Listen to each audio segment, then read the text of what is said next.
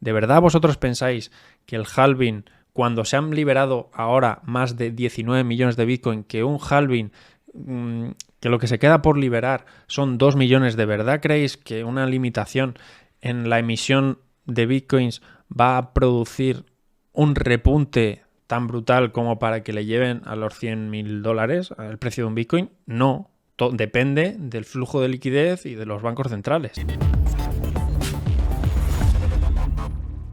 Vamos a ver, es que hay mucho que comentar. ¿Por dónde empiezo? Vale, la crisis del año 29, de 1929, el famoso crack del 29. ¿Por qué se produjo? ¿Cuáles fueron los antecedentes y cuáles son las similitudes? ¿Puede ocurrir lo mismo?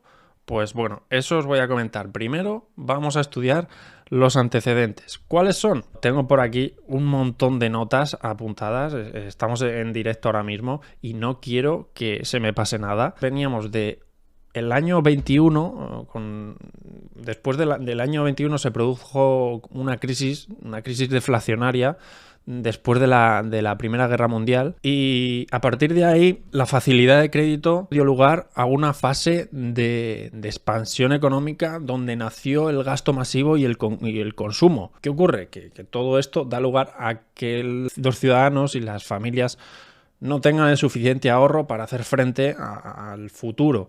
Es decir, que si durante los años buenos no haces acopio, como dije en el vídeo anterior, del capital necesario para pasar en años futuros donde haya dificultades económicas, pues lo puedes pasar, si es que llegan esas dificultades económicas, lo puedes pasar muy mal. Todo esto dio lugar a una época de finanzas, pues eso, finanzas locas en Wall Street, donde se financiaba prácticamente todo, cualquier cosa, hasta que se impuso el sentido común.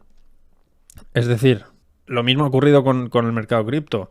Proyectos de mierda y todo ha subido en dimensiones, en proporciones exageradas. Lo que ha ocurrido en estos últimos 2 años no se va a volver a ver hasta dentro de mucho tiempo. Los culpables son los bancos centrales, los gobiernos con el estímulo económico y las políticas keynesianas de estímulo. La política keynesiana viene a decir esto: cuando el sector privado tiende a caer en recesión y a contracción económica, tiene que salir el sector público a salvarlo. ¿A base de qué? ¿De cómo? De estímulo. Y anteriormente, en años anteriores, la crisis de 2008, en el año 2000, en la década de los 30, se lanzaron todos estos estímulos a través de obras públicas, de trabajos en el sector público, de más plazas de funcionarios, en fin. Pero ¿qué ocurre? Que durante la crisis de la pandemia, durante el año 2020, se enviaron cheques directamente a las cuentas bancarias, a las casas de las familias, de los ciudadanos. Es decir, que se logró una emisión de masa monetaria no correspondiente a la capacidad de producción de la sociedad, de forma que aumentó la masa monetaria, ha aumentado la masa monetaria, pero es que no ha aumentado de forma proporcional la cantidad de bienes producidos. Y eso lo que ha dado lugar es a unos niveles de inflación exagerados, que son los que estamos viviendo ahora. El máximo problema que se dio durante la crisis del 29 fue que inversores novatos entraron con un apalancamiento excesivo. Es decir, como todo subía, no cabía la posibilidad de que el mercado volviese a bajar y los inversores no habían conocido esos mercados bajistas, se apalancaban sin conocimiento. ¿Y qué ocurrió? Que cuando el mercado se giró, vieron liquidados rápidamente todo su capital. Los bancos intermediarios entre la compra de acciones del inversor y el mercado daban lugar a una llamada al margen. Es decir, que si el inversor tenía depositados $6.000 con un apalancamiento de 10, 60.000, en el momento en el que la acción caía o las acciones que tenía caía y estaba muy cerca del margen de liquidación, es decir, que perdía esos $6.000, si el mercado seguía cayendo, o vendía todas las posiciones quedándose el inversor a cero, o debía aportar de nuevo más capital para hacer frente a todas esas ventas y que no se produjesen las liquidaciones por parte del banco. ¿Qué ocurrió también?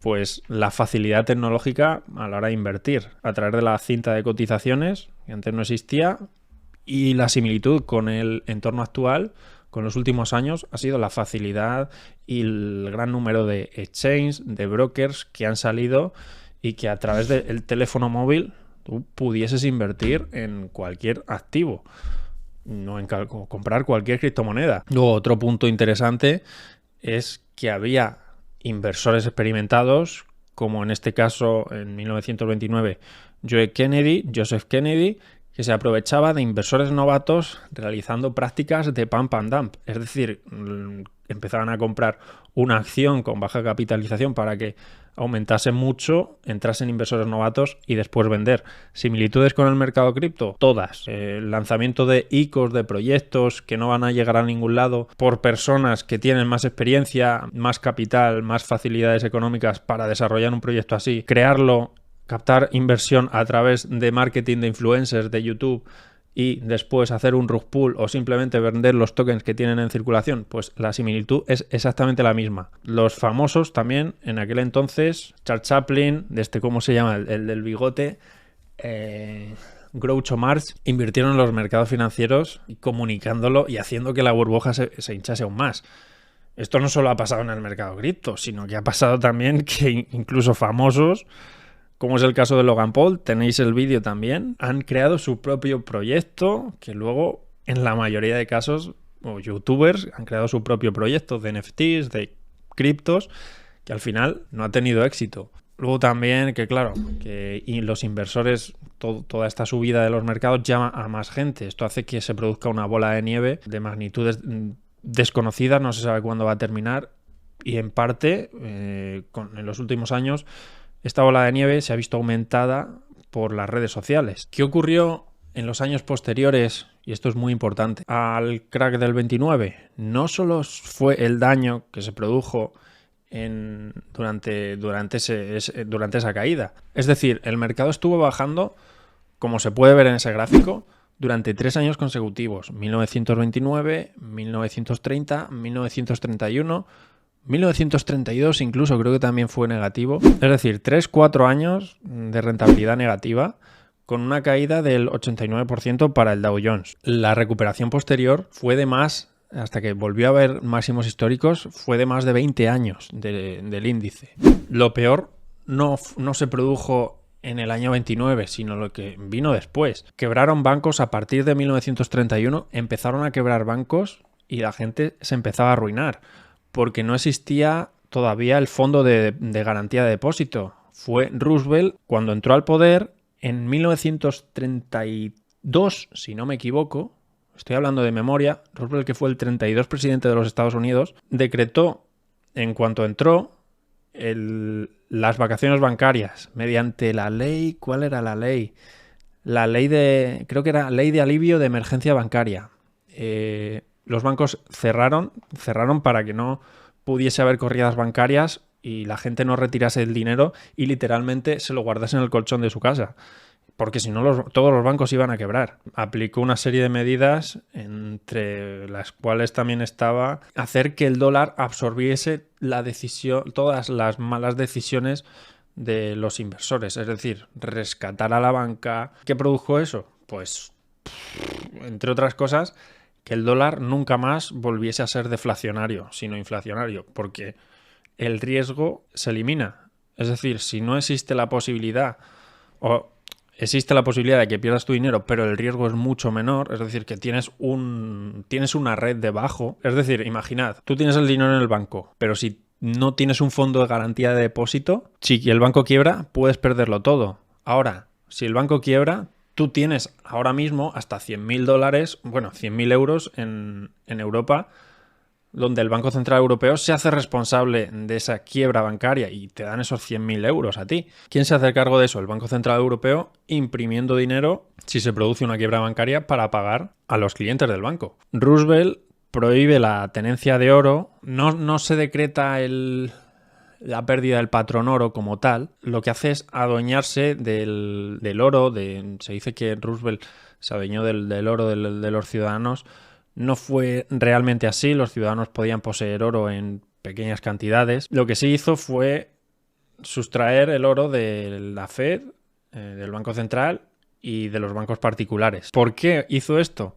Pues porque como el dólar iba a empezar a absorber todas las malas decisiones de los mercados que se habían llevado a cabo en los mercados financieros, iba a producir un aumento de la inflación del dólar y se le iban a ver las vergüenzas al dólar. ¿A través de qué? A través del dinero real que a lo largo de la historia ha sido el oro. Dijo, a partir de ahora yo voy a ser el dueño del oro, y también lo que hizo fue cambiar la relación del dólar al oro. Es decir, después de recaudar todo ese oro, pasó de $20 una onza de oro a 35 la onza de oro. Es decir, devaluó el dólar.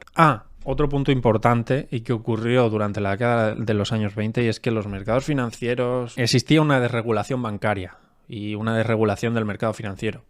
Algo que está ocurriendo con el mercado cripto. Y como digo, los años posteriores al crack del 29 fueron los años duros, donde comenzaron a quebrar los bancos. Miedo da la posibilidad de que puedan quebrar diferentes exchanges o muchos proyectos, haciendo que los inversores pierdan la totalidad del capital que tengan almacenado en esos exchanges. Por eso nunca hay que tener capital almacenado en los exchanges, o al menos una gran cantidad, solo el dinero disponible para hacer trading. Tú puedes tener dinero en tu wallet descentralizada protegida con Trezor, por aquí lo tengo. Ese capital lo puedes estar utilizando para hacer trading, pero solo mandas al exchange la cantidad con la que tú vas a hacer una operación, o una cantidad mínima para sacar el porcentaje necesario de cada operación, pero ya está, nada más. Porque si quiebra el exchange no tienes fondo de garantía de depósito, no tienes nada. Y de hecho con el fiebre de FTX lo hemos visto. Hay mucha gente que se ha pillado los dedos porque tenían un gran capital acumulado ahí. Y la regulación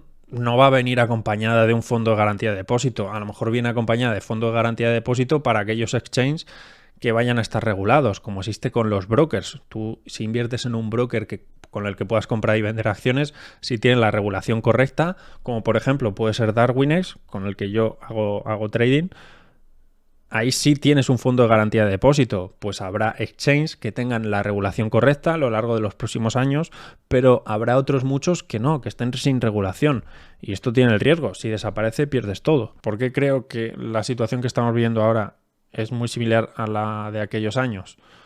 Pues porque se venía de una década de expansión económica, una década boyante económica, dio lugar a una crisis financiera donde además el crédito se contrajo. Existen dos mecanismos para regular la economía. Uno está flexibilidad, baja de tipos de interés, y aumento de crédito. Dureza, aumento de tipo de interés y bajada del crédito, que puede dar lugar a crisis de liquidez, bancarrota en empresas, despidos, al final pobreza. Y esto es una bola de nieve, esto es una cadena que puede durar mucho tiempo si no se le pone remedio. Si hay un problema como es la inflación, como estamos viendo actualmente, los bancos centrales no van a poder dar el estímulo suficiente para levantar la economía y sacarla de la posible recesión a la que nos están llevando. Lo que dice Michael Burry, podría ocurrir, la economía entre en una recesión grande durante el próximo año o durante finales de este año, que la Fed de nuevo empiezan a mandar estímulo, que la inflación haya corregido pero no al objetivo esperado del 2%, que a lo mejor se quede en un 3, en un 4,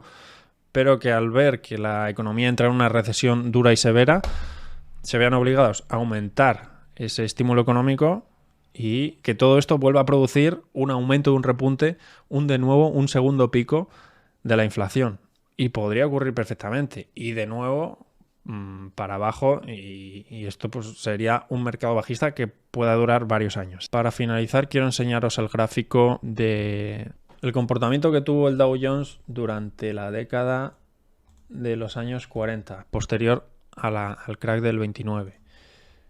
Estos fueron, si no me equivoco, este es 1929, 1930, 31, 32, menos 89%. La revalorización posterior, casi del 400% en los siguientes 5 años, es decir, quien invirtiese en este punto o fuese incluso promediando en estas zonas bajas, que también es otra opción, le diese un precio promedio por aquí, un DCA, haciendo un DCA en puntos correctos, habría tenido en los años siguientes una revalorización increíble. Recordemos que esto es el Dow Jones, el mercado americano. En cripto se podría todo esto potenciar mucho más. no vio máximos históricos hasta 1955, es decir, unos 26 años después, con sus correspondientes correcciones del 50, del 22%. ¿Cuál es el riesgo? Que en el mercado cripto ocurra algo similar, en Bitcoin ocurra algo similar, y que incluso inversores novatos, cuando el precio pueda estar por aquí, vuelvan a entrar diciendo, que nos vamos a los 100.000, nos vamos a los 100.000, to the moon, a los 100.000, pum, de nuevo corrección y vuelvan a perder dinero.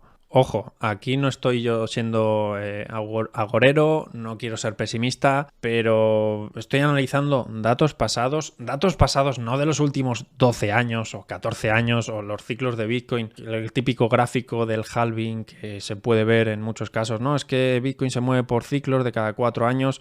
¿De verdad vosotros pensáis que el halving, cuando se han liberado ahora más de 19 millones de Bitcoin, que un halving, que lo que se queda por liberar son 2 millones, ¿de verdad creéis que una limitación en la emisión de Bitcoins va a producir un repunte tan brutal como para que le lleven a los $100.000 el precio de un Bitcoin? No, depende del flujo de liquidez y de los bancos centrales. Ya está, y del ciclo económico. No hay que mirar más, hay que tener en cuenta el análisis técnico para saber los puntos correctos en los que acumular y poco más. ¿Cuál es el problema ahora? Que ahora mismo vemos como Bitcoin ha corregido más de un 70% y hay mucha gente preocupada en si hemos tocado suelo o no hemos tocado suelo. ¿Puede ser una oportunidad de compra? Que muchos me preguntan. Bueno, siempre que entras en el mercado cripto, como digo, el riesgo está en que puedas perder todo tu capital porque es un mercado que no está regulado, pero yo no me preocuparía de si hemos tocado suelo o no. Si llevas una estrategia de medio largo plazo acumulando en puntos correctos, si ocurre lo que hemos visto en el año 1929, no habría problema porque tendrías liquidez suficiente y podrías hacer frente a más compras si el precio sigue cayendo y sigues confiando en ese activo, y si se produce un repunte puedes tener un gran retorno.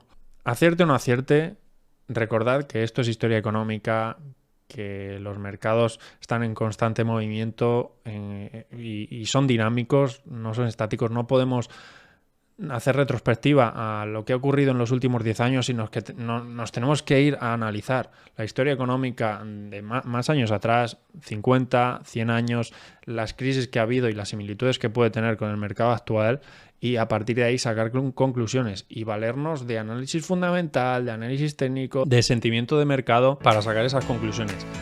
Ya está, no hay más. Esto no va de adivinar el precio de si Bitcoin va a subir a 100.000 o se va a ir a 10.000. No, aquí no estamos jugando a adivinar nada. Y luego cada uno debe tener una gestión del riesgo correcta para colocar su stop correspondiente y establecer un límite de pérdida máximo. Ya, dicho esto, me despido aquí y nos vemos en el siguiente vídeo, traders.